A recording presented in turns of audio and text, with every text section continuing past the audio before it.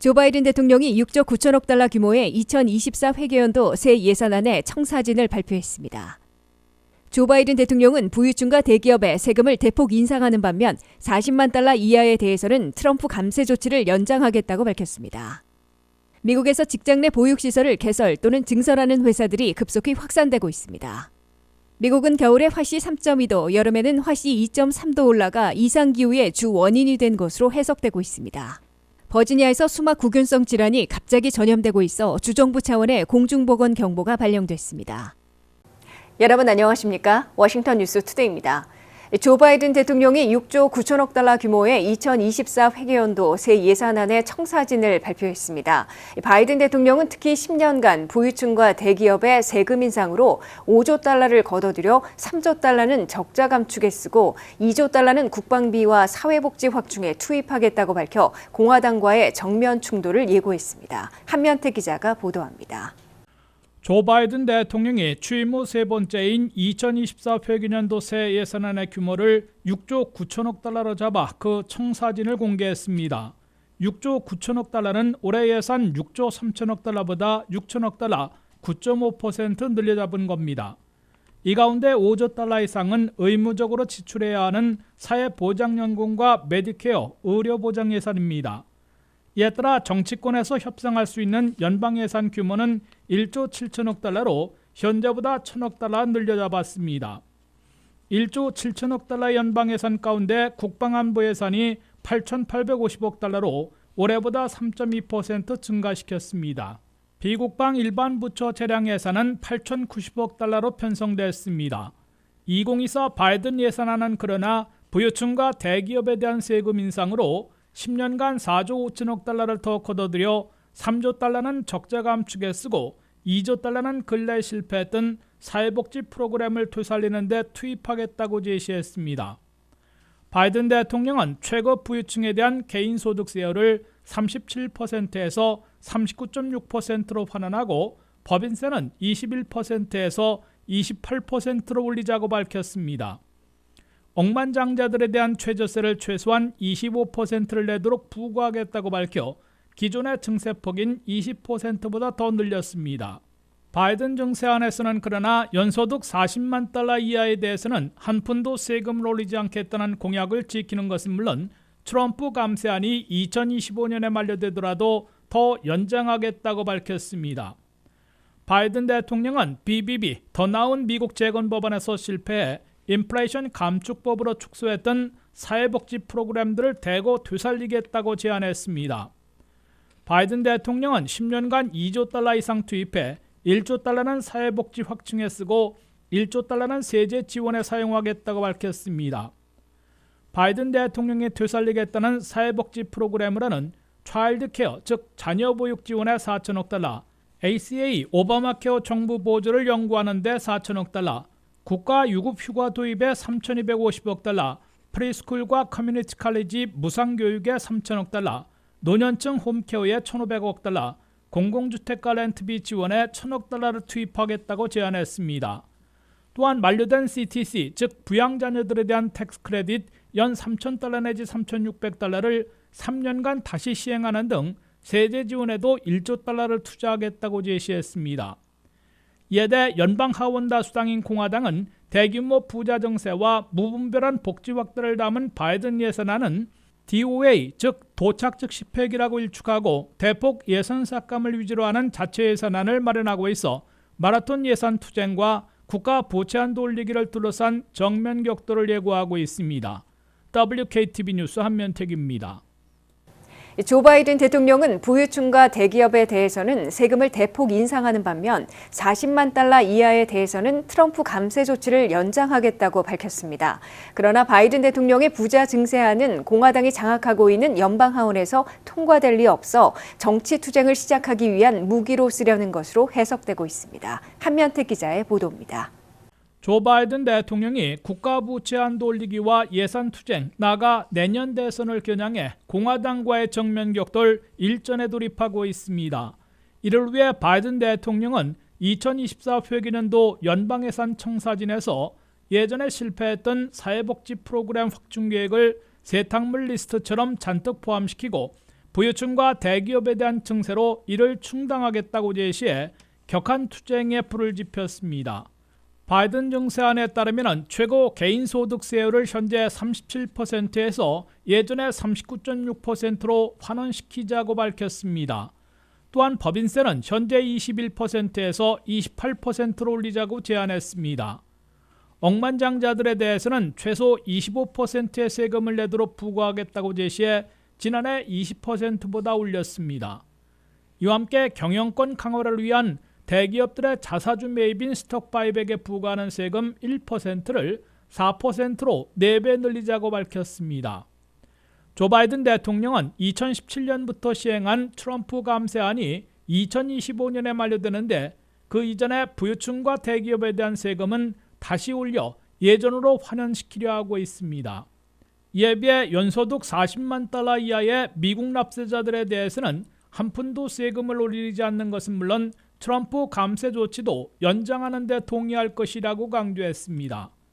내년에는 트럼프 감세 조치를 종료시킬지 재연장할지 결정해야 하는데 바이든 대통령은 40만 달러 이하의 미국민들에 대해서는 트럼프 감세 조치를 2025년 이후에도 연장시키고 부유층과 대기업에 대해서만 이전으로 환원시키려는 의도입니다. 연방 하원을 장악하고 있는 공화당은 국가 부채 한도 올리기 싸움부터 세금 인상 절대 반대와 획기적인 연방 예산 삭감으로 맞서려 하고 있어 정면 충돌이 불가피해지고 있습니다.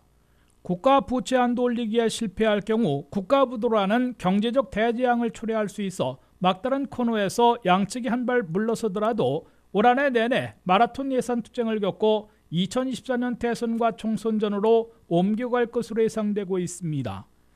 이에 따라 바이든 민주당과 공화당 하원이 밀릴 수 없는 정치 투쟁을 벌이다가 양극단을 모두 제외하고 양측이 수용할 수 있는 연방 예산 지출안에 타협해 확정하고 선거 전에 집중할 것으로 보입니다.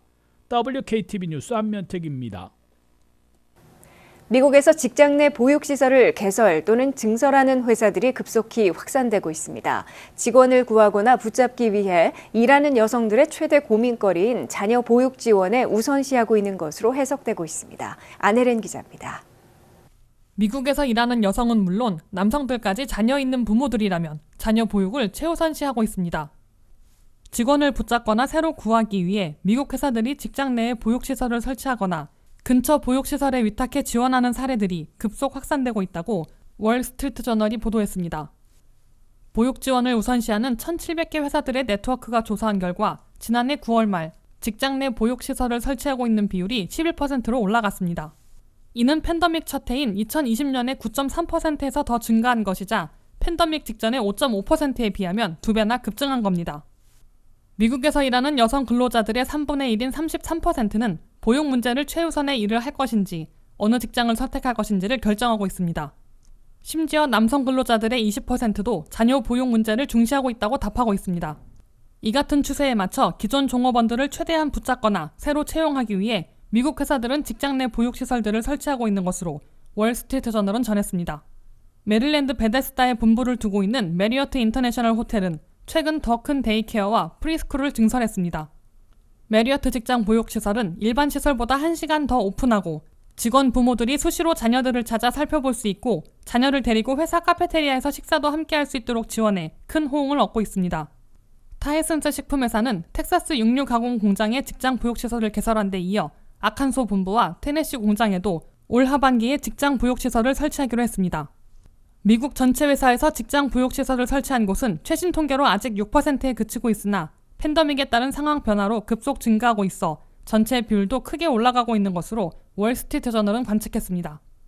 종업원, 특히 일하는 엄마 직원들의 최대 고민거리를 해결해 주려는 미국 회사들의 보육비 지원보다는 경비가 더 들더라도 직장 내 보육시설을 설치하거나 회사 근처에 있는 보육시설과 협약을 맺고 있다고 이 신문은 전했습니다. 이와 함께 직장 내 보육시설을 설치하는 데 여유가 없는 미국 회사들 중에서는 직원들이 자녀를 보육시설에 보내는 비용의 일부를 지원해주고 있습니다. 다만 미국 내 보육교사들은 현재 5만 8천 명으로 팬데믹 기간 중 대규모로 이직하는 바람에 팬데믹 이전보다 6%나 적은 숫자여서 또 다른 문제로 거론되고 있습니다. WKTV 뉴스 안혜련입니다. 미국의 기온이 50여 년 동안 겨울에는 평균 화씨 3.2도, 섭씨로는 1.78도 높아졌으며 여름에는 화씨로 2.3도, 섭씨로는 1.28도 올라가 이상기후의 주된 원인이 된 것으로 해석되고 있습니다. 특히 지난 겨울에는 워싱턴 DC와 뉴욕, 애틀란타 등 동부 지역은 평균 화씨로 4도 이상 높았던 것에 비해 텍사스, 휴스턴과 플로리다는 화씨 3도 이상, 로스앤젤레스와 샌프란시스코 등 서부 지역은 화씨로 2, 3도 정도 올라갔던 것으로 나타났습니다. 미국이 지난 겨울 같은 날 일부에선 눈폭풍과 혹한에 시달린 반면 한편에선 여름 날씨에 이상 고온을 겪었고 다른 지역에선 대홍수 피해를 입었습니다. 미국이 이상기후에 시달리고 있는 주된 요인이 탄소 배출에 따라 지구의 기온이 상승하는 지구온난화 때문일 것으로 일부 전문가들은 추정하고 있습니다. 유난히 이상기후를 보이며 큰 자연재해 피해를 입은 미국은 지난 50여 년간 겨울과 여름의 평균 기온이 상승한 것으로 조사됐습니다. 악시오스에 따르면 기후센터의 분석 결과 미국의 겨울 평균 기온은 1970년부터 2023년까지 53년 동안 화씨로 3.2도, 섭씨로는 1.78도 상승한 것으로 나타났습니다. 특히 새해 벽두에 눈폭풍과 혹한을 겪었던 미네소타 미니애폴리스와 오데오 지역, 뉴욕, 버펄로 등은 겨울 평균 기온이 화씨로 4도 이상 올라간 것으로 조사됐습니다. 같은 날 2월에 화씨 81도, 섭씨로 27도까지 올라가 여름 날씨를 보였던 워싱턴 DC와 애틀란타 등도 겨울 평균 기온이 화씨로 4도 이상 상승한 것으로 나타났습니다.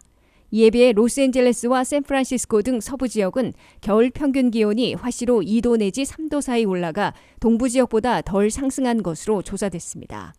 미 전역에서 80% 정도는 이상 기온의 겨울 날씨를 보인 날이 최소한 7일이 더 늘어난 것으로 이 보고서는 밝혔습니다. 평균 기온 상승은 건조나 가뭄을 악화시켜 경작에 큰 타격을 가하고 있습니다. 스키나 스노우보드 등 겨울 스포츠 시설에서는 눈이 모자라 인공눈을 만들어야 하는 경비가 급증하거나 영업에 큰 손실을 보고 있습니다. 이상기후로 집중현상이 두드러져 일부 지역에선 눈폭풍과 영하 50도대의 혹한에 시달리고 있습니다. 반면 겨울에 한여름 날씨를 보이는 이상기후가 자주 발생하고 눈이 드문 지역에서는 집중호우에 홍수 피해를 겪고 있습니다. 미국의 올 겨울은 기상 관측상 17번째 따뜻한 겨울로 기록됐으나 예년보다 동부 지역은 더 더워지고 서부 지역은 더 쌀쌀해진 것으로 악시오스는 보도했습니다. 버지니아에서 뇌막염, 폐혈증, 폐렴 등을 일으키는 수막구균성 질환이 갑자기 전염되고 있어 주정부 차원의 공중보건 경보가 발령됐습니다. 현재까지는 10여 건이 보고됐으며 버지니아 중부에 있는 햄튼로드 지역에서 3명이 목숨을 잃은 것으로 나타나 극도로 주의해달라고 주 보건부가 당부했습니다. 장서율 기자가 보도합니다. 뇌막염과 폐혈증, 폐렴 등을 일으켜 목숨까지 잃는 심각한 전염병, 수막구균성 질환이 버지니아에서 갑자기 발병하고 확산되고 있어 적색경보가 울리고 있습니다. 버지니아 주 보건부는 9일 버지니아 주 내에서 수막구균성 질환이 갑자기 발병해 퍼지고 있어 주민들이 극히 유의해달라며 공중건강 경보를 발령했습니다. 버지니아에서는 10여 건이 보건당국에 보고됐으며 사람과 사람 사이에 쉽게 전염되고 있어 크게 확산될 우려가 있다고 주 보건부는 경고했습니다. 특히 현재까지 버지니아 중부에 있는 햄튼로드 지역에서만 흑인 30대에서 60대 사이에 3명이 사망한 것으로 주 보건부는 밝혔습니다. 햄튼로드 지역에는 한인들도 많이 살고 있어 세심한 주의가 요구되고 있습니다. 보건당국에 신고된 11명의 환자들을 조사한 결과 10명은 수막구균 질환을 예방하는 백신을 맞지 않았던 것으로 나타났다고 주 보건부는 밝혔습니다.